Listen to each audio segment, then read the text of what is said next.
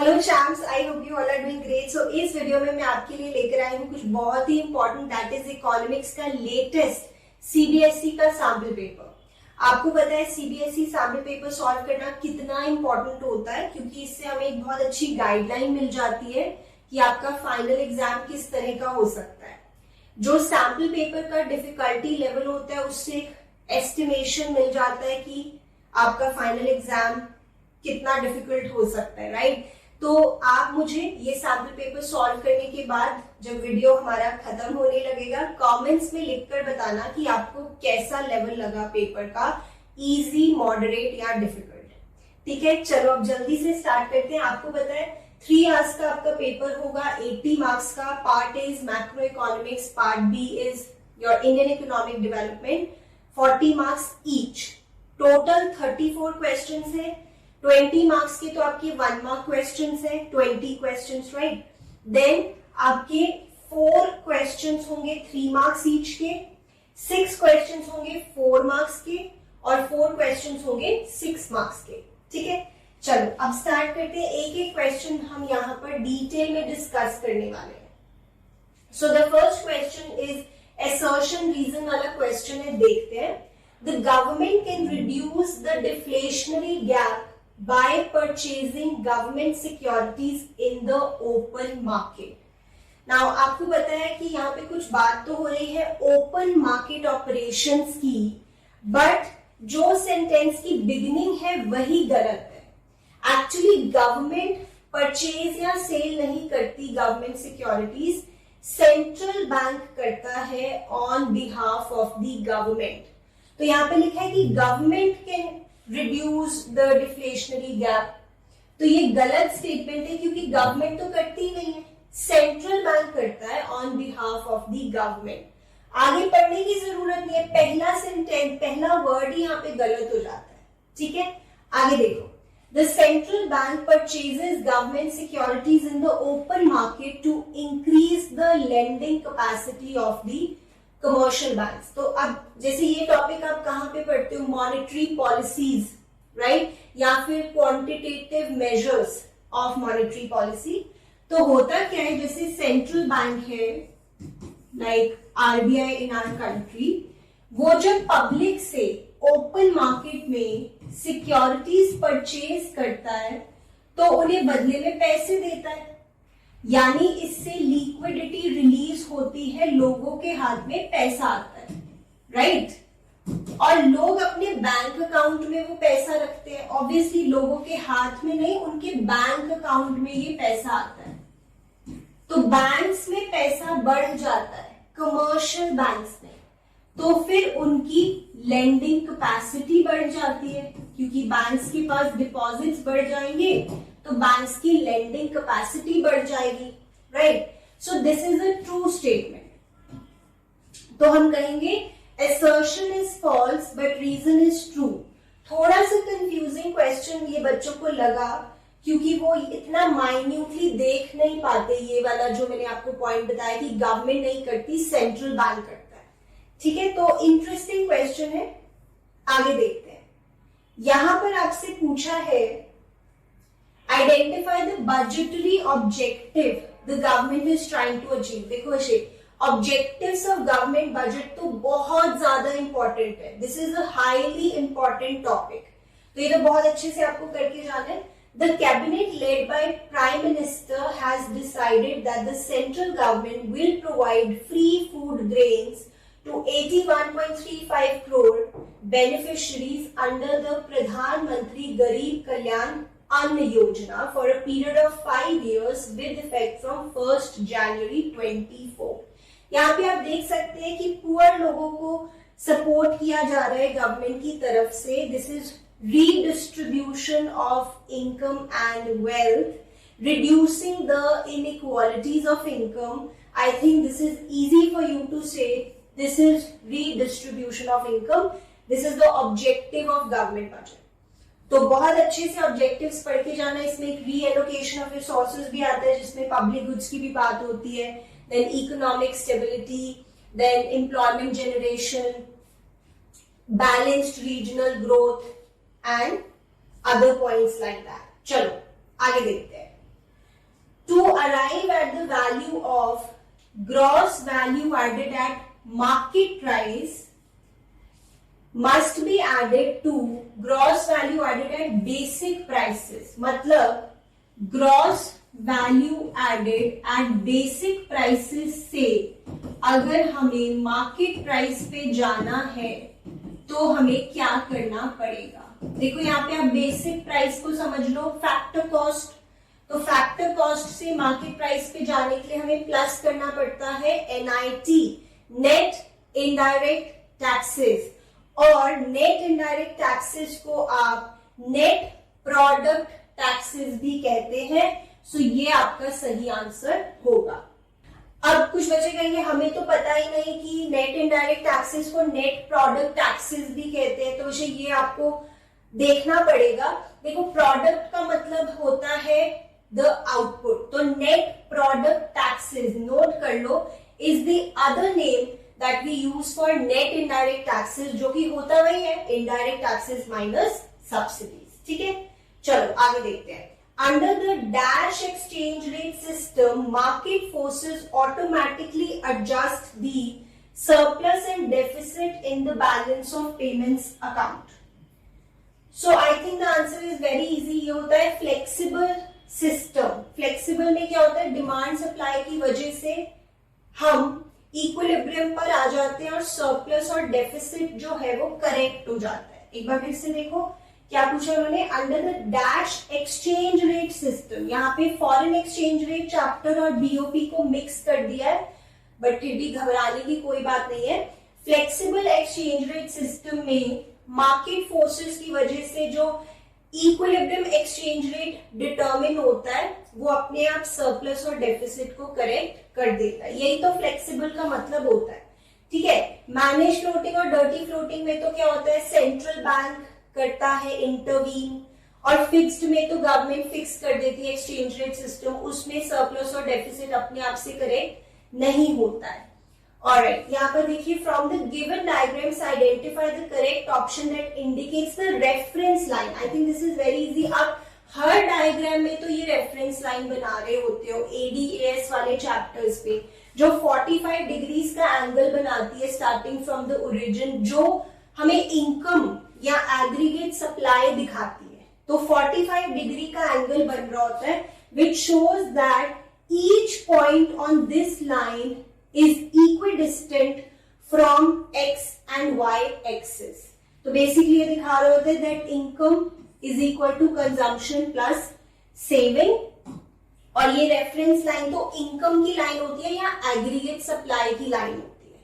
Like I said, आप हर diagram में ये बना रहे होते हो तो बहुत इजी क्वेश्चन हो गया। आगे देखते हैं। As per the data presented in the union budget 23-24, the total receipts of the government other than borrowings and the total expenditure are estimated at this and this respectively.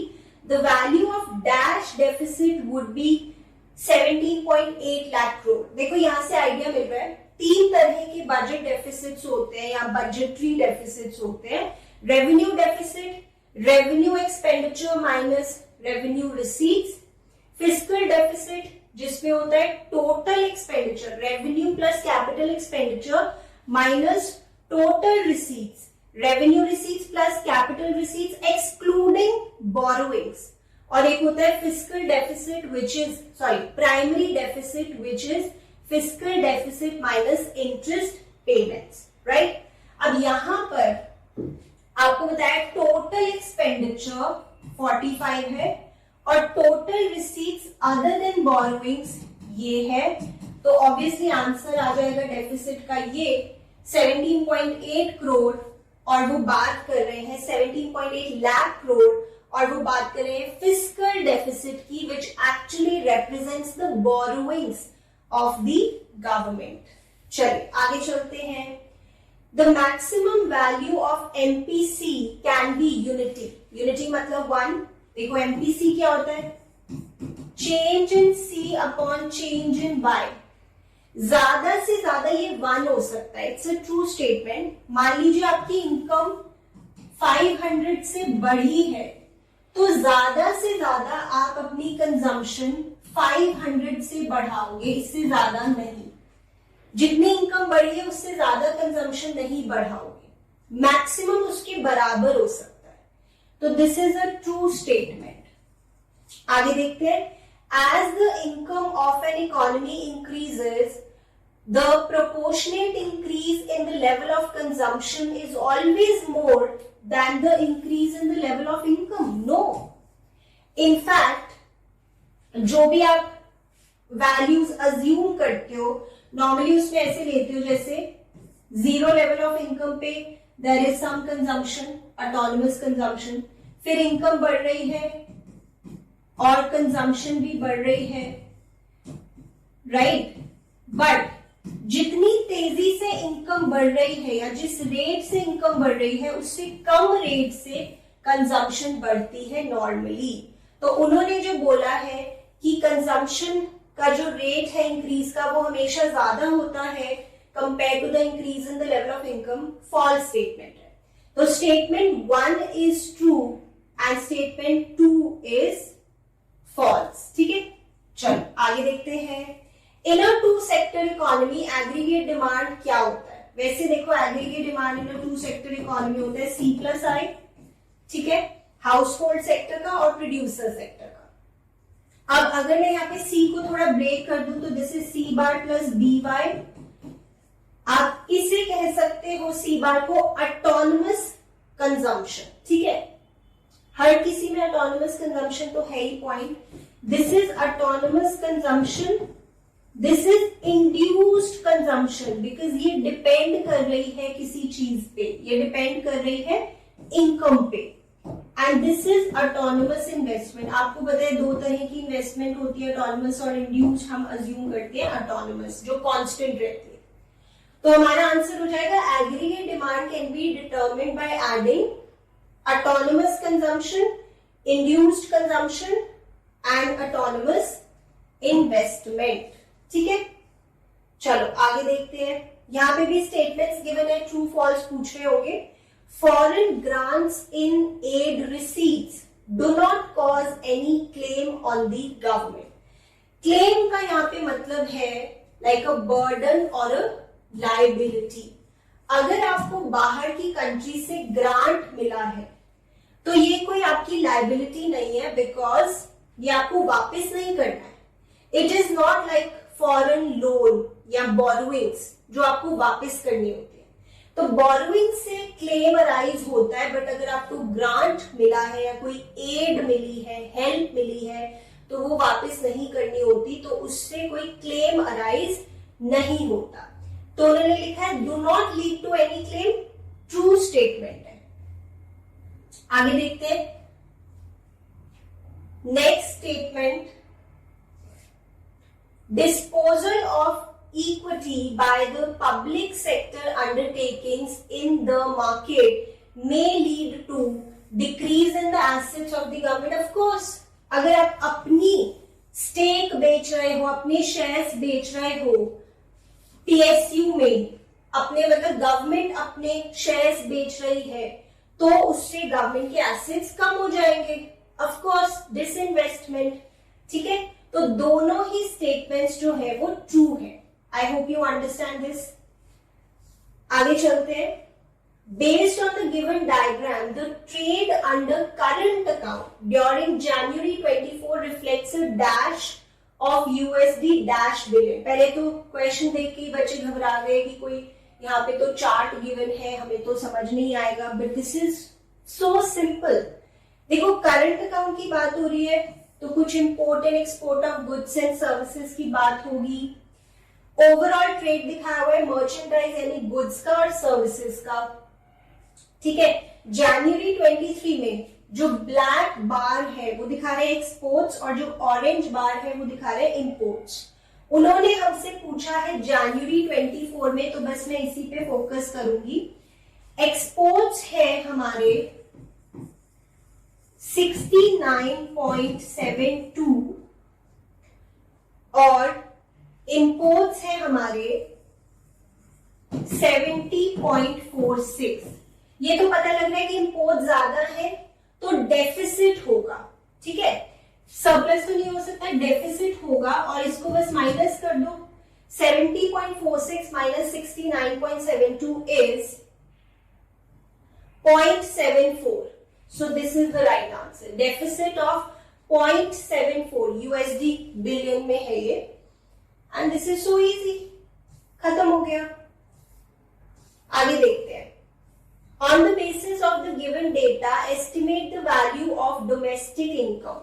Domestic income होता है NDPFC और national income होता है NNPFC, ठीक है। आपको information एक बार देख के इन्फर करना है कि कौन सा मेथड है, इनकम मेथड है, एक्सपेंडिचर मेथड है या वैल्यू एडेड मेथड है। आई थिंक आप बता सकते हैं इंफॉर्मेशन देख के ये एक्सपेंडिचर मेथड। अब एक्सपेंडिचर मेथड में हम एक एक जो कंपोनेंट होता है उसको देखते हैं। वैसे एक्सपेंडिचर मेथड से हमें मिलता है जीडीपी एमपी। पहला हमारा होता है एक्सपेंडिचर, जैसे प्राइवेट फाइनल कंजम्पशन एक्सपेंडिचर और गवर्नमेंट फाइनल कंजम्पशन एक्सपेंडिचर। तो देखते हैं household consumption expenditure, yes ये हमारा प्राइवेट फाइनल कंजम्पशन एक्सपेंडिचर हो गया। Then government final consumption expenditure is also given, ठीक है। अब जो हमारा नेक्स्ट कंपोनेंट होता है that is gross domestic capital formation, जिसके अंदर 3 पॉइंट्स होते हैं। आपको पता है ग्रॉस डोमेस्टिक कैपिटल फॉर्मेशन के अंदर भी 3 पॉइंट्स होते हैं। बिजनेस की फिक्स्ड इन्वेस्टमेंट, जो बिजनेस ने फिक्स्ड एसेट्स खरीदे हैं, residential construction by the house holds और पब्लिक इन्वेस्टमेंट जो गवर्नमेंट ने की है। और बिजनेस की सिर्फ फिक्स इन्वेस्टमेंट ली है आपने तो साथ में इन्वेंट्री इन्वेस्टमेंट भी लेनी पड़ेगी। ये हमारा सेकंड कंपोनेंट होता है। कुछ कुछ क्वेश्चंस में तो डायरेक्टली गिवन होता है gross domestic capital formation, but कुछ क्वेश्चंस में आपको इंडिविजुअली सभी पार्ट्स को ऐड करके देखना होता है। जैसे यहाँ पे देखते हैं gross business fixed capital formation, तो ये हम ले लेंगे, this is a part of gross domestic capital formation और द इन्वेस्टमेंट। साथ ही हम ले लेंगे इन्वेंट्री इन्वेस्टमेंट और चेंज इन स्टॉक, ये भी इन्वेस्टमेंट का एक पार्ट होता है। उसके बाद रेजिडेंशियल कंस्ट्रक्शन इन्वेस्टमेंट भी we will consider. Then do we have public investment, yes we also have public investment. और फिर हमारा जो फाइनल थर्ड कंपोनेंट होता है that is net exports, exports minus imports. देखते हैं यहाँ पे गिवन है excess of imports over exports, तो बेसिकली हमें इसे नेगेटिव में लेना होगा।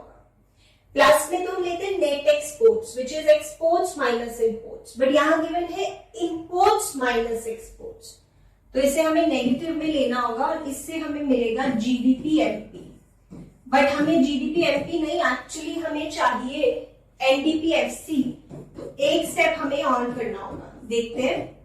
सो यहां पर हमारा आ जाता है 970 plus 500 150 minus 20 1860 crore. Then we are going to subtract depreciation, consumption of fixed capital, क्योंकि ग्रॉस से नेट पे जाना है और मार्केट प्राइस से फैक्टर कॉस्ट पे जाना है, तो we will also subtract net indirect taxes, net indirect taxes। तो ये हमारा आ जाता है 1750 crore is your final answer of NDPFC। और ये 3 मार्क्स का क्वेश्चन है। आई थिंक ये काफी सिंपल है। शायद सिंपल ना हो उन बच्चों के लिए जिनको ये नहीं पता था कि जो सेकंड कंपोनेंट है ग्रॉस डोमेस्टिक कैपिटल फॉर्मेशन, उसकी भी आगे बाइफर्केशन है, क्योंकि मोस्टली क्वेश्चंस में वैसा नहीं होता है, but you should know that. चलिए, इसी में ऑप्शन है कि अगर आप न्यूमेरिकल नहीं सॉल्व करना चाहते तो आप लिख दीजिए steps that you use for the estimation of national income under the income method. I personally feel कि न्यूमेरिकल ज्यादा इजी होता है, पूरे मार्क्स की गारंटी रहती है वहां पर, बट अगर आपको डाउट है न्यूमेरिकल सॉल्व करने में तो you can go for this one. Easy है, इनकम मेथड के बारे में लिख दो। जैसे फर्स्ट हमारा पॉइंट हो जाएगा आइडेंटिफाई द प्रोड्यूसिंग एंटरप्राइजेस और the producers, primary sector, secondary sector, tertiary sector. Second हमारा हो जाएगा classify and estimate the factor payments, जिसमें कॉम्पनसेशन ऑफ एम्प्लॉइज आ जाता है, which is the return that the workers get for their productive services. Operating surplus आ जाता है, which is the income from property and entrepreneurship. Mixed income आ जाता है, which is the income of own account workers or unincorporated enterprises. They do not maintain proper records और इनकी income को classify करना मुश्किल है एज कॉम्पनसेशन और as rent, interest. इसके लिए एक अलग सेगमेंट बनाया जाता है। इन सबको ऐड करके compensation of employees plus mixed income plus operating surplus, इन सबको ऐड करके हमें मिलता है sum total of factor payments which is NDPFC और डोमेस्टिक इनकम। एंड क्योंकि आप पूछ रहे हैं नेशनल इनकम, तो इसमें फिर आप ऐड करेंगे net factor income from abroad and then you will get your national income. तो इसे प्रॉपरली 3 पॉइंट्स में लिख देंगे एंड देन आपका आंसर फ्रेम हो जाएगा। चलिए आगे देखते हैं। Tax revenue collection of the government may be categorized under 2 heads, explain, state and explain. बहुत इजी है। देखो, एक होता है डायरेक्ट टैक्सेस। डायरेक्ट टैक्सेस जैसे इनकम टैक्स, जिसमें जिसकी पॉकेट से टैक्स निकलता है वही गवर्नमेंट को देता है। तो यहाँ पे जो इम्पैक्ट है और जो इंसिडेंस है टैक्स का, that lie on the same entity, here the burden और the liability can not be shifted.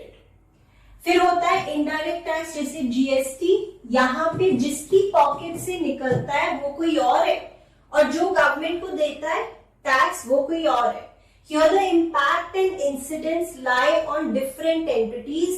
Here the burden or the liability can be shifted. ठीक है, इसे अच्छे से लिख देंगे and you will get 3 marks. चलिए आगे चलते हैं। 13th question. Foreign portfolio investment witnessed a sharp turnaround during 23-24 with net foreign portfolio inflows of 32.4 billion. तो पूछ रहे हैं कि आप इसे कहां पे दिखाएंगे बैलेंस ऑफ पेमेंट्स में, कौन से अकाउंट में और कौन सी साइड पे। तो आई थिंक दिस इज इजी। इसको कैपिटल अकाउंट में दिखाएंगे। कैपिटल अकाउंट में हम दिखाते हैं जैसे बोरोइंग्स और इन्वेस्टमेंट। इन्वेस्टमेंट मेनली 2 तरह की होती है, फॉरेन डायरेक्ट इन्वेस्टमेंट और पोर्टफोलियो इन्वेस्टमेंट, या फिर उसको कहते हैं फॉरेन इंस्टीट्यूशनल इन्वेस्टमेंट भी। जैसे अगर आपने किसी बाहर की कंपनी के शेयर्स खरीदे या किसी बाहर की कंपनी ने हमारी कंपनी के शेयर्स खरीदे, तो that is your portfolio investment. इसे हम कैपिटल अकाउंट में दिखाएंगे क्योंकि इससे change in the ownership of assets होगा। राइट, एक लाइन आपको सपोर्ट में लिखनी है कि कैपिटल अकाउंट में क्यों दिखाएंगे। Change in the ownership of the assets of the government होगा, and this is due to transactions between the residents of one country and the residents of the other country। और इसको हम show करेंगे credit side पे क्योंकि ये inflow है, inflow of investment और inflow of foreign exchange in our country. ठीक है, तो ये हो गया हमारा 3 मार्क्स का। इसको आप अच्छे से लिख देंगे। Then balance of payments deficit का क्या मतलब होता है? बैलेंस ऑफ पेमेंट्स डेफिसिट का मतलब होता है the excess of autonomous payments over autonomous receipts. Payment ज्यादा है, ऑटोनोमस मतलब जो प्रॉफिट मोटिव से की जाती है, जो अकोमोडेटिंग इन नेचर नहीं है, जिससे सरप्लस या डेफिसिट अराइज होता है। ठीक है, इसको आप प्रॉपरली लिखेंगे, 1 मार्क यू विल गेट। चलिए आगे देखते हैं। Then saving curve can be derive from the consumption curve. Justify the statement citing valid steps with a well labelled diagram. ये भी हमारे इंपॉर्टेंट क्वेश्चंस की लिस्ट में ऊपर रहता है। एएसएडी के चैप्टर्स में मैंने आपको लिस्ट ऑफ इम्पोर्टेंट क्वेश्चंस भी आपके साथ शेयर की हुई है। ये हमेशा ही इम्पोर्टेंट होता है, derivation of saving curve from consumption curve और derivation of consumption curve from saving curve. तो आपको अच्छे से डायग्राम बनाना है और स्टेप्स को प्रॉपरली लिखना है, तभी आपको पूरे मार्क्स मिलेंगे।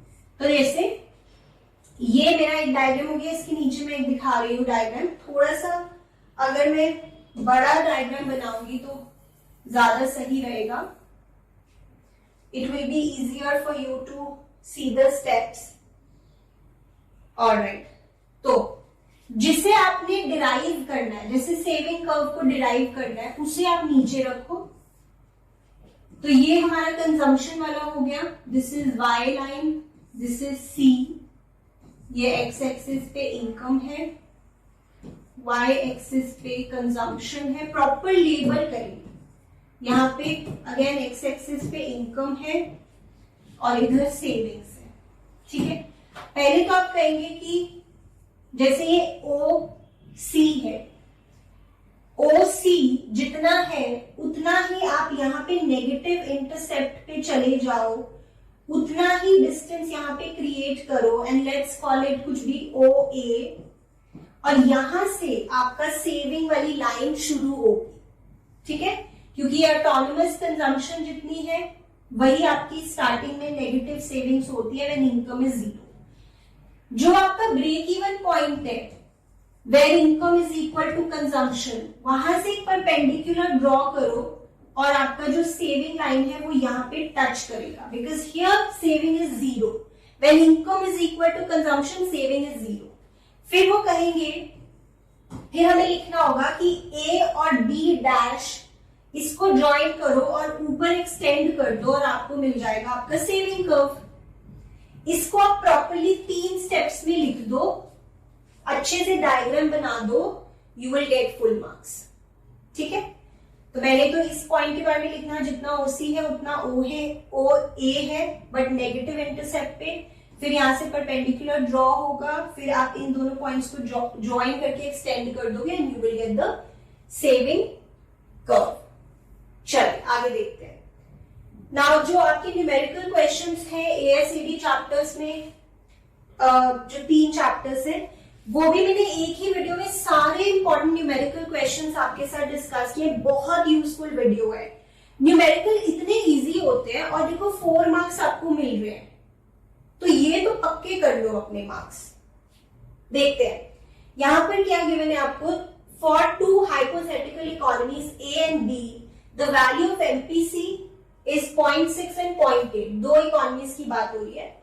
Assuming for both the economies autonomous consumption is 40, वो दोनों के लिए सेम है, and investment to be 100 crore. आपको ब्रेक इवन कैलकुलेट करना है for economy A. Break even क्या होता है? Where income is equal to consumption. ठीक है, इकोनॉमी ए की अगर बात हो रही है, इनकम हमें फाइंड करनी है। यहाँ पे सी को थोड़ा सा ब्रेक कर दो, सी बार प्लस बी बार।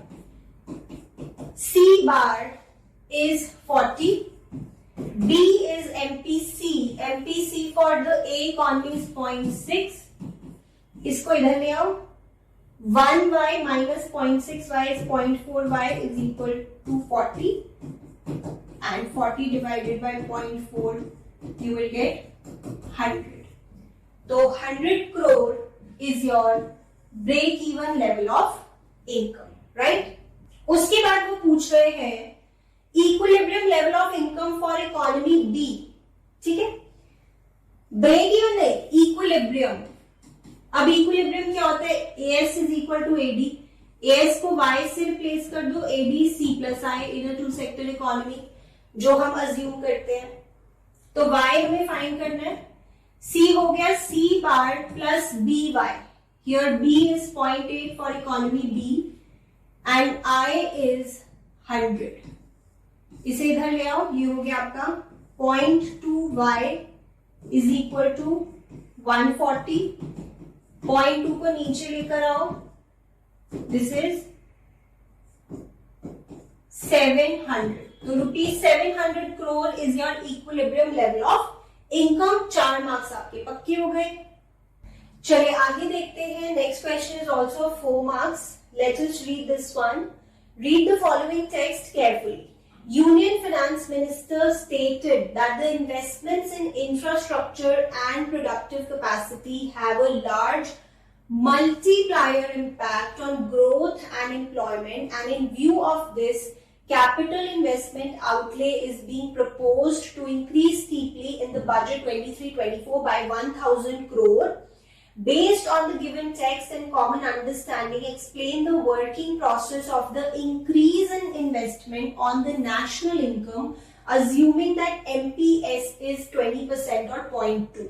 देखो, आपको आइडिया मिल जाना चाहिए. यहाँ पे बात हो रही है इन्वेस्टमेंट मल्टीप्लायर की, कि अगर स्टार्टिंग में हम इन्वेस्टमेंट इंक्रीज करते हैं तो उससे कितना टाइम्स हमारी इनकम इंक्रीज होती है, ये हमें इन्वेस्टमेंट मल्टीप्लायर बताता है. के से हम डिनोट करते हैं. फॉर्मूला होता है change in income upon change in investment, या फिर 1/1 माइनस एमपीसी और 1/एमपीएस. इसकी वर्किंग बहुत ज्यादा इंपॉर्टेंट है. अगेन ये मैंने लिस्ट ऑफ इंपॉर्टेंट क्वेश्चंस में कवर किया हुआ है. सो इन्वेस्टमेंट मल्टीप्लायर आप हेडिंग देंगे और इसकी प्रॉपर वर्किंग दिखाएंगे. जैसे एक टेबल भी आपकी बुक में गिवन है उसी तरह का. यहाँ पे इनिशियली जो इन्वेस्टमेंट है वो बढ़ रही है 1,000 करोड़ से. तो अगर मैं वैसे के की वैल्यू निकालू यहाँ पे change in income upon change in investment, तो इससे अभी मैं नहीं फाइंड आउट कर सकती, but I can use this to find out. K is equal to 1/MPS. So 1/0.2 is 5. ठीक है, 5 times is your K multiplier की वैल्यू. फिर इसको यहां पे लिख देते हैं 5 is equal to change in income upon change in investment is 1,000 crore. यानी आपकी इनकम जो है वो 5,000 करोड़ से बढ़ेगी due to this increase in investment. But इसको प्रॉपरली आपने दिखाना है. जैसे आप एक टेबल बनाएंगे, change in investment, change in income, change in consumption, change in saving. Starting में आपने मतलब गवर्नमेंट ने इन्वेस्ट किया, पैसा इकोनॉमी में आया 1,000 करोड़, तो किसी का खर्चा, किसी की इनकम बनती है. ये हमारा मतलब यहाँ पे जो कोर बात चल रही है वो यही है कि someone's expenditure is someone's income. तो ये 1,000 करोड़ इकोनॉमी में आया और ये लोगों की इनकम बन गई. उसमें से 0.8 वो खर्च करेंगे, यानी 800 करोड़, और 0.2 20% वो सेव करेंगे. फिर ये जो 800 है जो आपने खर्च किया है वो किसी की इनकम बन जाएगा. फिर आगे इसका 80% यानी 640 खर्च होगा और 20% यानी 160 इसका सेव होगा, एंड सो ऑन. ठीक है, आप ऐसे ही कंटिन्यू करेंगे टिल द टाइम आप दिखाना कि चेंज इन इनकम बिकम्स 5,000 और चेंज इन कंजम्पशन इसका 80% यानी 4,000 and change in saving is 1,000. ठीक है, ये पूरी वर्किंग आप दिखाएंगे एंड देन लिखेंगे भी इसके बारे में, तब आपको 4 मार्क्स यहाँ पे मिलेंगे. ठीक है, I hope this is clear. Now next आपका एक तरह का क्वेश्चन है, केस बेस्ड क्वेश्चन. और आपको पता है कि सीबीएसई अब कॉम्पिटेंसी बेस्ड क्वेश्चंस काफी पूछता है. तो this is a long case that we have to study. इन क्वेश्चन से हमें घबराना नहीं होता, बिकॉज काफी बार ये क्वेश्चंस कॉम्प्रीहेंशन जैसे ही होते हैं, जैसे इंग्लिश में कॉम्प्रीहेंशन होता है, वहीं से आपको आंसर देना होता है. तो you don't have to be scared कि इतना बड़ा क्वेश्चन आ गया, हम कैसे करेंगे. एक बार रिक्वायरमेंट ऑफ द क्वेश्चन पढ़ते हैं, अगर हम सोच पाए तो फिर उसी डायरेक्शन में हम सोचेंगे जब हम केस पढ़ रहे होंगे. तो late us look at the requirement of the question. On the basis of the given text and common understanding लिख देते, मतलब अपनी थोड़ी जनरल नॉलेज भी लगाओ. Answer the following questions. Over the centuries, money has evolved in various forms. In the light of the given statement, state and discuss briefly any 2 forms of money. ये हमें वैसे आता है, बट हम case से इसको रिलेट करेंगे. We will read the case and then talk about it. ये 3 मार्क्स का है. Then various economists have formed a strong opinion that in the modern times digital currency is quite essential. However, it comes with its own benefits and potential risks.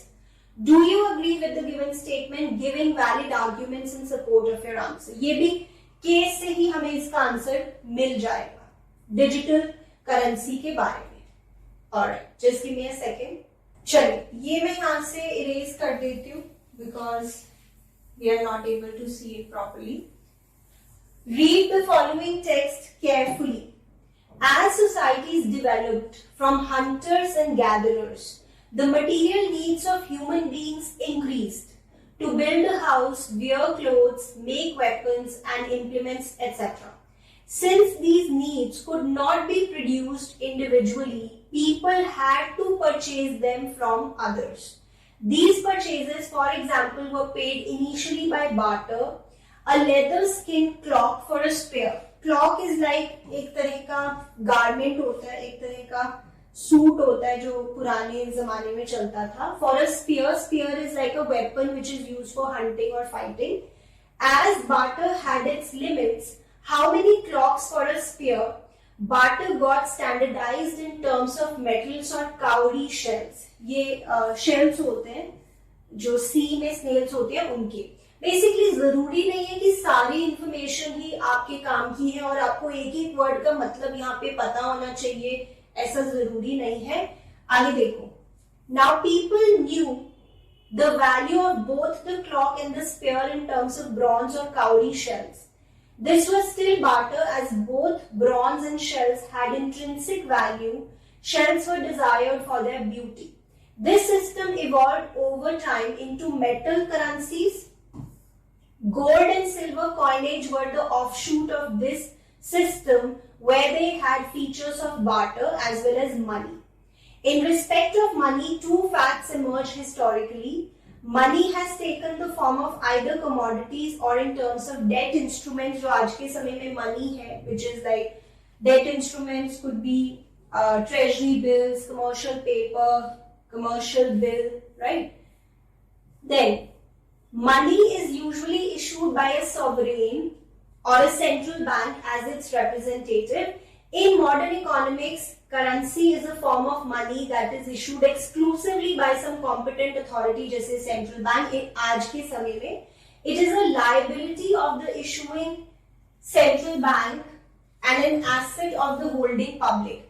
Currency is usually issued in paper form, but the form of currency is not its defining characteristic. तो यहाँ पे जो forms of money की बात हो रही थी, वहां पे हम अपने केस को देख के दो बता सकते हैं। मेटल करेंसी जैसे गोल्ड और सिल्वर कॉइन्स, इसमें इंट्रिंसिक वैल्यू होती है, और पेपर करेंसी जिसमें हम लिख सकते हैं कि ये इशू करती है कोई सेंट्रल अथॉरिटी और इशुइंग अथॉरिटी के लिए लायबिलिटी है और होल्डिंग पब्लिक के लिए ये एसेट है। चलिए, उसके बाद देखते हैं। In the recent past the reserve bank of India issued central bank digital currency. A CBDC is the currency issued by a central bank in a digital form. It serves all the purposes of paper currency in a different form. The introduction of CBDC has the potential to provide significant benefits, जैसे reduced dependency on cash, lower transaction cost, reduced settlement risk।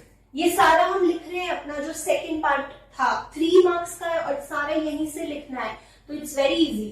Introduction of CBDC would possibly lead to more robust, efficient, trusted, regulated payments option, but there are risks associated with it, जैसे cyber attacks, technology preparedness, but they need to be carefully evaluated against the potential benefits. तो जो हमारा second part था, जो उन्होंने पूछा था, उसमें ये सारा हम लिख देंगे, डिजिटल करेंसी से रिलेटेड बेनिफिट्स और उसके जो पोटेंशियल रिस्क है। ठीक है, तो ये डिफिकल्ट नहीं होते इस टाइप के क्वेश्चन, बट साइकोलॉजिकली बस हम घबरा जाते हैं इतना बड़ा टेक्स्ट देखकर। That is the only thing. Alright, उसके बाद on the basis of following hypothetical data आपको क्या करना है, calculate the percentage change in real GDP. Percentage change कैसे निकलता है, change upon original value into 100। तो यहाँ पे आपको रियल जीडीपी में चेंज बताना है। This is nominal GDP and this is nominal GDP adjusted to base prices. तो ऑब्वियसली ये रियल जीडीपी हो गया, क्योंकि बेस प्राइस के अकॉर्डिंग होता है तो रियल जीडीपी, और करंट प्राइसेस के अकॉर्डिंग होता है तो नॉमिनल जीडीपी। यहाँ पर using 2020 as the base year. ठीक है, तो चेंज के लिए आप करोगे 4500 माइनस 4000 डिवाइडेड बाय ओरिजिनल यानी 4000 इंटू 100. सो 500 अपॉन 4000 इंटू 100. So simple. और 3 मार्क्स आपको यहाँ पे मिल रहे हैं.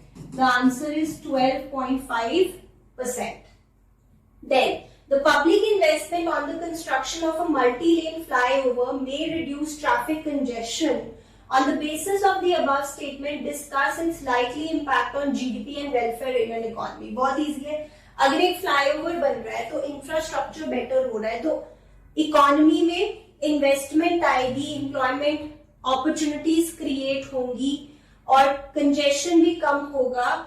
हमारा टाइम जो ट्रैफिक में लगता है वो भी कम होगा. तो ओवरऑल वेलबींग होगा, जीडीपी भी बढ़ेगा क्योंकि बेटर इंफ्रास्ट्रक्चर से मोर इन्वेस्टमेंट आती है. ठीक है, इसको प्रॉपरली लिख देंगे, 3 मार्क्स आपको मिल जाएंगे. Very easy. चलिए, ये लास्ट हमारा क्वेश्चन है ऑप्शन का फॉर मैक्रो इकोनॉमिक्स. देखते हैं. Basis of classification of final goods into consumption and capital goods depend on the economic nature of its use. Economic nature of its use is like end use, कि किस चीज के लिए आप उसे use कर रहे हो उस पर डिपेंड करता है. That is true actually. Consumption goods होते हैं जो यूज किए जाते हैं for the direct satisfaction of human wants और capital goods producers यूज करते हैं for further production. अब एक गुड कंजम्पशन गुड भी हो सकता है, कैपिटल गुड भी हो सकता है, depending on its end use और economic nature of its use. जैसे machinery used by a household is a consumption good, but machinery used by a producer for further production is a capital good. ठीक है, तो इस statement को हम defend करेंगे क्योंकि ये सही स्टेटमेंट है. तो आप लिखेंगे द स्टेटमेंट इज डिफेंडेड, फिर आगे कंटिन्यू करेंगे. Next, natural calamities in the hill states of India have led to massive destruction of capital assets. Identify the type of loss. Is it depreciation or capital loss indicated in the aforesaid statement? तो जैसे हिमाचल और उत्तराखंड में बहुत सारे natural calamities की वजह से capital assets destroy हो रहे हैं, तो ये हमारा कैपिटल लॉस है क्योंकि नेचुरल कैलामिटीज की वजह से अगर एसेट्स की वैल्यू कम होती है तो that is capital loss unforeseen circumstances की वजह से. और इसके बारे में हम लिख देंगे 2 मार्क्स का ये क्वेश्चन है. करेक्ट. तो हमारा मैक्रो इकोनॉमिक्स का पार्ट यहाँ पे खत्म हो जाता है. चलिए आगे चलते हैं. Then let us look at our Indian economic development वाला जो पार्ट है. तो पहले ऑफ कोर्स 1 मार्क क्वेश्चंस होंगे. Read the image carefully. यहाँ पे फंक्शंस ऑफ एनवायरनमेंट बताने हैं हमें. It provides resources, assimilates waste, बहुत ज्यादा इजी है. Sustains life and provides aesthetic services. ठीक है, तो हमारा आंसर होगा यहाँ पे 1 and 2. इमेज बेस्ड क्वेश्चंस भी मैंने आपको बहुत सारे प्रैक्टिस करवाए हुए हैं. ये भी एक तरह से वैसा ही है, बट इमेज के बिना भी हम आंसर दे सकते हैं. चलिए आगे देखते हैं. Then read the following statements carefully. The British policies led to the collapse of India's world famous handicraft industries. True statement है. During the colonial rule in India, the contribution of the industrial sector to gross value added increased significantly. नहीं, it did not increase much. मतलब ये तो in fact काफी low रहा, the contribution of the industrial sector. तो यहाँ पे this is a true statement, but this one is a false statement. Statement 1 is true and statement 2 is false. चलिए आगे देखते हैं. Hydration reminder.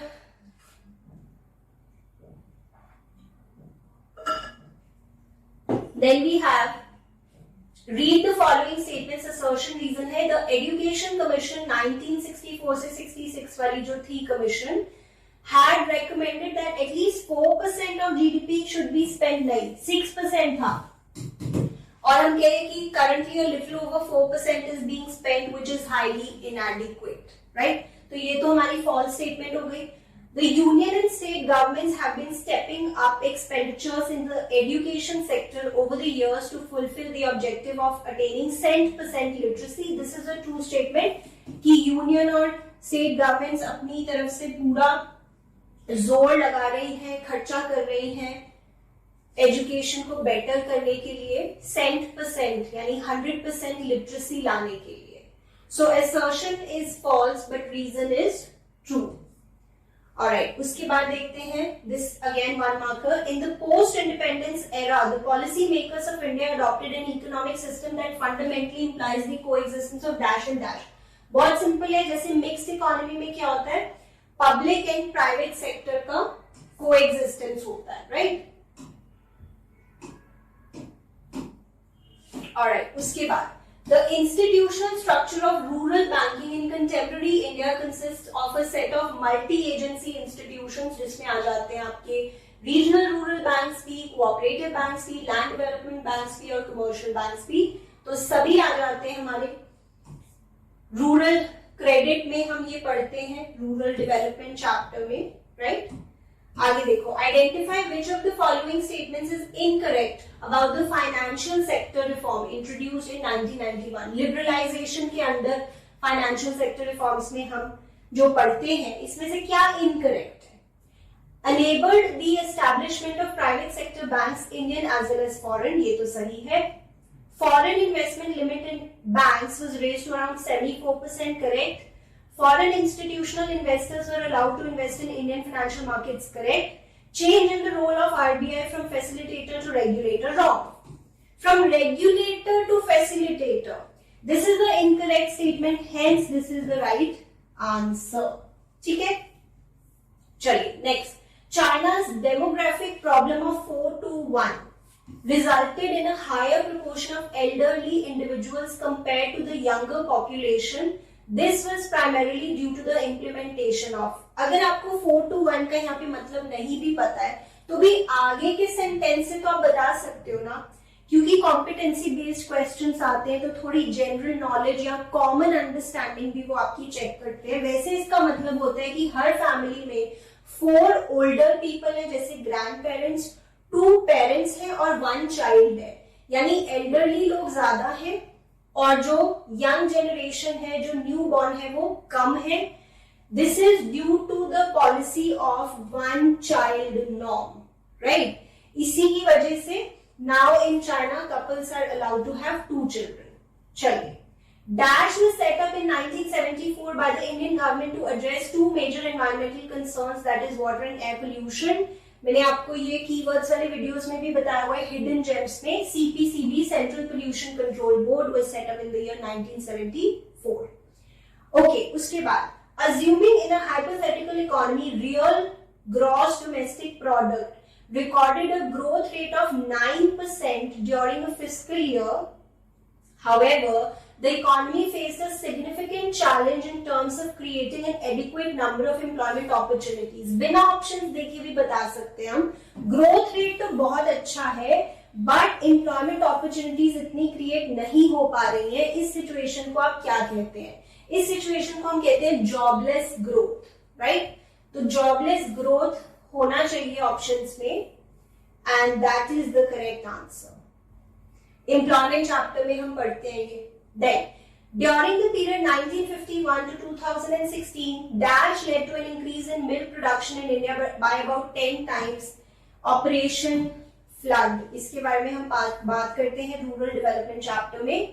Then, critically appraise the disinvestment policy initiated by the government during the reforms. तो disinvestment में क्या हुआ कि every year government fixes a target कि हमने इतनी disinvestment करनी है, और ऐसा भी हुआ कुछ सालों में तो कि गवर्नमेंट ने अपने टारगेट से ज्यादा डिसइन्वेस्टमेंट करी. बट होता क्या है कि जो पब्लिक सेक्टर अंडरटेकिंग्स आप बेच रहे हो उनके एसेट्स को बहुत अंडर वैल्यू कर दिया जाता है वाइल सेलिंग इट, और उससे लॉसेस होते हैं गवर्नमेंट के. ठीक है, तो ये सारी बातें आपकी बुक में गिवन है. I want to show you ताकि आप मार्क कर ले और एक बार अच्छे से इसको रीड कर ले. यहाँ पे तो आपको कुछ डेटा भी गिवन है बट आपको डेटा यहाँ पे मगअप करने की जरूरत नहीं है. Here it is given disinvestment में क्रिटिकल अप्रेजल ऑफ जो रिफॉर्म्स है उसके अंदर। जैसे मैंने बोला, assets of public sector enterprises have been undervalued and sold to the private sector. This means there has been a substantial loss to the government. Moreover, the proceeds, जो पैसे आपके पास आते हैं डिसइन्वेस्टमेंट से, वो गवर्नमेंट अपने खर्चे पूरे करने के लिए ही यूज कर लेती है, पर उससे पीएससी यानी पब्लिक सेक्टर एंटरप्राइजेस की कोई डेवलपमेंट पे खर्च नहीं किया जाता है, या सोशल इंफ्रास्ट्रक्चर बिल्ड करने पे कुछ खर्च नहीं किया जाता। ये हमारा क्रिटिकल अप्रेजल है, यहां से आप एक बार पढ़ेंगे, ठीक है। Then globalisation is an essential outcome of liberalisation of an economy. मैं बता दूं ये जनरल क्वेश्चन है, बट इसका भी हल्का सा मेंशन है आपकी एनसीईआरटी में, देख सकते हैं आप रीकैप में। Globalisation is the outcome of the policies of liberalisation and privatisation, क्योंकि जब हम रिस्ट्रिक्शंस को कम करेंगे तभी तो हम अपने दरवाजे, अपनी इकोनॉमी के दरवाजे खोल पाएंगे for the rest of the world. तो liberalization provides a catalyst for globalization, मतलब लिबरलाइजेशन ने ग्राउंड ले डाउन किया, फिर उसकी वजह से ग्लोबलाइजेशन हो सकती है। तो एक जनरल क्वेश्चन है, इसका आंसर आप फ्रेम करेंगे। जैसे मैंने बोला कि liberalisation acted as a catalyst for globalisation. It's only when you remove the restrictions that you open up the door of the Indian economy for the rest of the world और for other foreign economies, ठीक है। चलिए आगे देखते हैं। To measure the extent of development in an economy, liberty indicators should be considered along with socio-economic parameters. ये मैंने again important questions की लिस्ट में आपको बताया हुआ है। लिबर्टी इंडिकेटर्स जो हम इंडिया चाइना पाकिस्तान चैप्टर में पढ़ते हैं अंडर ह्यूमन डेवलपमेंट इंडेक्स, कि बाकी सोशियो इकोनॉमिक पैरामीटर्स ठीक है इंपॉर्टेंट है, जैसे लाइफ एक्सपेक्टेंसी, रियल पर capita income, infant mortality rate, maternal mortality rate, mean years of schooling etcetera, but उसके साथ साथ लिबर्टी इंडिकेटर्स भी जरूरी है। जैसे एक लिबर्टी इंडिकेटर को इंक्लूड किया भी गया है, extent of democratic participation in social decision making, but और भी liberty indicators को include करना चाहिए, जैसे extent of constitutional protection given to the citizens of the country, independence of judiciary, rule of law। ये सारी चीजें भी important है, क्योंकि इससे पता लगता है कि citizens को कितनी protection मिलती है, उनके पास कितनी liberty है। तो ये पूरा आपके इंडिया चाइना पाकिस्तान चैप्टर में पूरा पैराग्राफ गिवन है, वो आप अच्छे से यहाँ पे लिखेंगे। चलिए उसके बाद नेक्स्ट क्वेश्चन देख रहे हैं यहाँ पर। The reform process implemented in the late 1970s, 4 mark का क्वेश्चन है इंडिया चाइना पाकिस्तान चैप्टर से।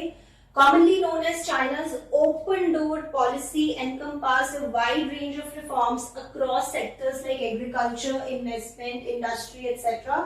These reforms played a pivotal role in driving the rapid growth of the Chinese economy over subsequent years. In the light of the given text, discuss any 2 reforms responsible for the rapid economic growth of China. Actually, यहाँ पे 3 points given है आपके NCERT में, points नहीं given है, paragraph form में given है, but we can divide it into points. पहला कि जैसे रिफॉर्म्स आए थे 1978 में, which actually led to the success और rapid growth of the Chinese economy. पहले रिफॉर्म्स आए थे एग्रीकल्चर में, फॉरेन ट्रेड में और इन्वेस्टमेंट सेक्टर में। एग्रीकल्चर में बात करें तो communes were divided into small plots of land which were given to individuals for use, not for ownership, and they were allowed to keep all the income after paying stipulated taxes, ठीक है। उसके बाद next point, फिर reforms आए industry में, जहां पे private sector firms in general and township enterprises in particular were allowed to produce goods. Basically private sector firms को कहा गया कि आप अपने हिसाब से प्रोडक्शन कर सकते हो। गवर्नमेंट एंटरप्राइजेस और state owned enterprises were also made to face competition. इसमें फिर हम एक डुअल प्राइसिंग का भी कॉन्सेप्ट पढ़ते हैं कि farmers and industrial units were allowed to buy and sell fixed quantities of inputs and output at a specified price, and remaining inputs and outputs they could buy and sell at market price. ठीक है, एक third point और है, वैसे उन्होंने दो ही बोले हैं। In order to attract foreign investors special economic zones were set up. ना ये जो चैप्टर है इसमें जो लैंग्वेज यूज्ड है वो थोड़ी सी कॉम्प्लिकेटेड है आपकी बुक में, बट अगेन उसको आप इजी वर्ड्स में समझे, try to speak it, mirror के सामने खड़े हो जाओ और सारे पॉइंट्स बोलने लग जाओ। यही तरीका है कि आप अच्छे से मेमोराइज कर पाओगे। ठीक है, आगे चलते हैं। Under the Delhi Declaration, the G20 nations pledged to reach global net zero emissions approximately by mid-century and to triple global renewable energy capacity by 2030. Discuss briefly the rationale behind the commitment by G20 nations in the direction of achieving sustainable development. बिल्कुल general question है, ऐसा नहीं कि book में आपको इसका exact answer मिल जाएगा। नहीं अगर आता है तो आप नेक्स्ट क्वेश्चन देख सकते हो, बट ये भी बहुत इजी है। G20 में सभी नेशंस ने बैठ के डिसाइड किया कि हम ग्लोबल वार्मिंग से फाइट करेंगे, जो non conventional sources of energy हैं उन्हें यूज करेंगे more than the conventional sources. Wind power पे फोकस करेंगे, सोलर पावर पे, सोलर एनर्जी पे फोकस करेंगे, एंड इस तरह से आप अपना आंसर फ्रेम करेंगे। देन ऑप्शन में है 4 मार्क्स में, it would be unclear to say that the growth of human capital lays the growth for economic growth of a nation, lays the ground for economic growth of a nation.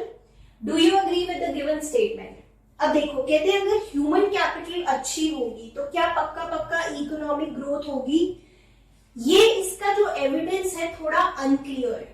जैसे education better हो रही है हमारी country में क्योंकि teacher प्यूपिल ratio improve हो रही है, एनरोलमेंट रेट्स बेटर हो रहे हैं, ड्रॉप आउट रेट्स कम हो रहे हैं, ये तो चलो हमने देख लिया, बट क्या आप कह सकते हो कि पक्का पक्का क्वालिटी ऑफ एजुकेशन इंप्रूव हो रही है? कहना डिफिकल्ट है। इसी तरह से हम कह रहे हैं कि हेल्थ सेक्टर में बहुत तरक्की हो रही है, कि लाइफ एक्सपेक्टेंसी बढ़ गई है, पर क्या पक्का पक्का हम कह सकते हैं कि ओवरऑल लोगों की हेल्थ अच्छी हुई है कंट्री में? नहीं, ऐसा जरूरी नहीं है। तो इस तरह के पॉइंट्स हम यहाँ पे लिखेंगे। आपकी बुक में एक पूरा पैराग्राफ गिवन है इससे related. Basically this is the relationship between human capital and economic growth, और इसमें लिखा है empirical evidence to prove that increase in human capital causes economic growth is rather nebulous. Nebulous मतलब unclear है ये। This may be because of measurement problems. For example, education measured in terms of years of schooling, teacher-pupil ratio and enrollment rates may not reflect the quality of education.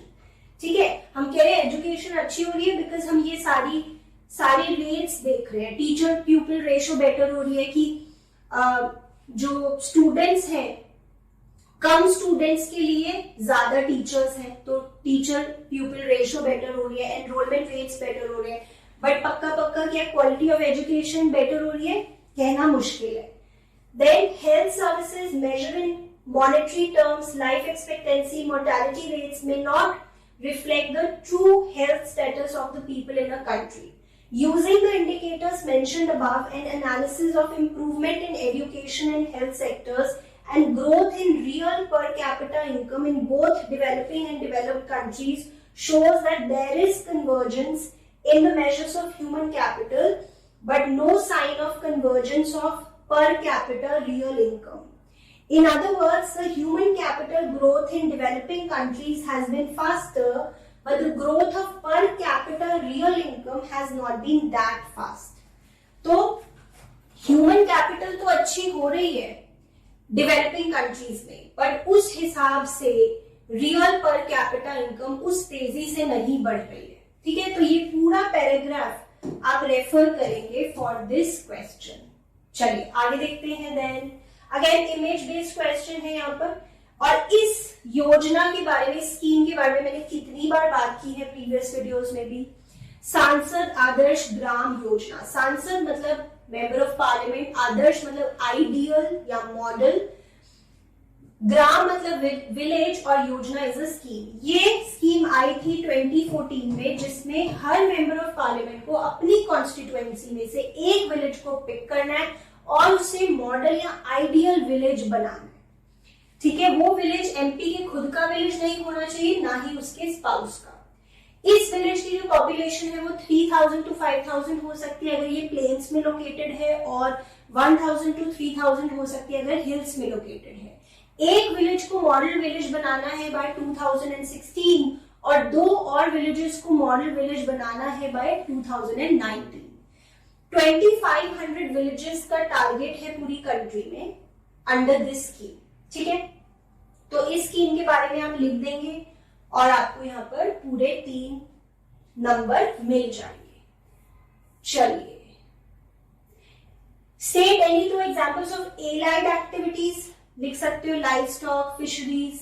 ठीक है, चलो अब again हमें बहुत बड़ा सा टेक्स्ट पढ़ना है, केस बेस्ड क्वेश्चन है, और फिर क्या पूछा है, state any 2 major sources of data on the workforce and employment. ठीक है, सोर्सेज ऑफ डेटा पे फोकस करना। The labour force encompasses a broader category than the workforce. ये तो हमें वैसे भी पता है, लेबर फोर्स एक ब्रॉडर टर्म है वर्कफोर्स के कंपैरिजन में, बट केस से देखेंगे। Workers can be categorized into different types depending on their status. In the light of the given statement, state any one type of employment. चलो देखते हैं, we will read the case and then answer these questions. Read the following text carefully. Employment generation has remained one of the top challenges of Indian policy makers, and over the years this has only become more complex. India has experienced more or less consistent growth in the structure of the output of the economy, especially after the economic reforms, which is measured by gross value added. However, the trend in employment did not reveal a consistent and clear pattern. These complexities have led to a wide variation in the conclusions drawn by experts and various studies on workforce and employment. Two major sources of data on the workforce and employment have been the decennial population census, मतलब जो हर 10 साल बाद होता है, nationwide quinquennial surveys जो कि 5 साल बाद होते हैं, on employment and unemployment by the erstwhile NSSO under the Ministry of Statistics and Program Implementation Government of India। तो ये हमारा पहले क्वेश्चन का आंसर हो गया और 2 मार्क्स हमें फ्री में मिल गए हैं यहाँ पर। आगे, the nationwide employment and unemployment surveys have been replaced by the periodic labor force survey conducted by the National Statistical Office of this Ministry of Statistics and Program Implementation, which started in the year 1718. Okay. According to NSO, the PLFs, the periodic labor surveys data measure the dynamics in labor force participation, worker to population ratio, and the employment status, along with related important parameters for both rural and urban areas. Labor force includes persons who were either working or those available for work. तो labour force में वो लोग भी आ जाते हैं जो काम कर रहे हैं और वो लोग भी आ जाते हैं जो काम ढूंढ रहे हैं। Some persons in the labor force are abstained from work for various reasons. Deducting that number from the labor force gives the number of actual workers. फिर लेबर फोर्स में से माइनस कर दो जो लोग काम नहीं कर रहे हैं या जो लोग अभी अनएम्प्लॉयड हैं, तो आपको मिलता है work force. These workers are further categorized as persons who are engaged in an economic activity as self-employed or regular wage, salaried or casual labor. तो जब आप एम्प्लॉयमेंट में होते हैं तो आप सेल्फ एम्प्लॉयड हो सकते हैं, रेगुलर सैलरीड एम्प्लॉय हो सकते हैं, कैजुअल वर्क कर रहे हो सकते हैं। The difference between the labour force and the work force gives the number of unemployed persons. तो लेबर फोर्स में जैसे एम्प्लॉयड एंड अनएम्प्लॉयड दोनों आते हैं, इसमें से जब आप एम्प्लॉयड माइनस कर दोगे यानी जब वर्क फोर्स माइनस कर दोगे तो आपको मिल जाएंगे अनएम्प्लॉयड पर्सन्स। ठीक है, चलिए आगे देखते हैं। The size of the labour force in the country has increased from 485.3 million in the year 1718 to 497.4 million in the year 1819. The next year, the labor force increased by 8% and reached 537.9 million. This increase was witnessed across male and female population as well as rural and urban households. Again, सारी information काम की हो ऐसा जरूरी नहीं है. First हमने answer दे दिया.